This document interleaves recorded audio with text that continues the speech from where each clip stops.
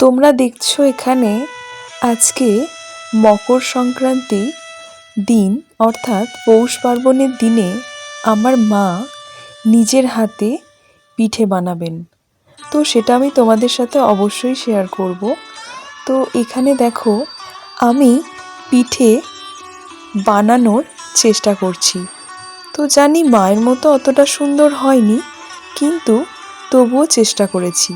দেখতে খুব বাজে লাগছে, বাট পিঠে তো বানিয়েছি। তো আমার মা দেখো নিজের হাতে খুব সুন্দর করে যত্ন করে পিঠে বানাচ্ছেন। আমি জানি না মায়েরা এত এনার্জি কোথা থেকে পায়। আমার মা দেখো সব কিছু নিজে করেছেন। তো এখানে আজকের দিনে তোমাদের সকলের বাড়িতেই আছে এই নিয়ম, আমাদের বাড়িতেও আছে। ধানের শীষ আর সর্ষে ফুল দেখো ঠাকুরের কাছে দিতে হয় এবং তাকে আরাধনা করতে হয়। তো আজকে আমি দেখো ঠাকুরকে আরাধনা করেছি।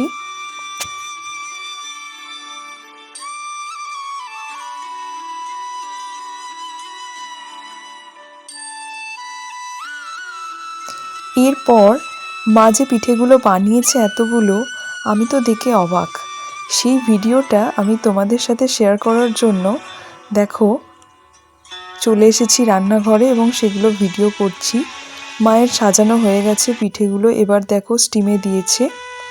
এরপর দেখো এই ধানের শীষ ঘরের বিভিন্ন জায়গায় দিতে হয়, সেই কাজ দেখো করছিলাম সন্ধ্যাবেলায়। তারপর পিঠে খেয়ে আজকের দিনটা এইভাবেই শেষ করেছি।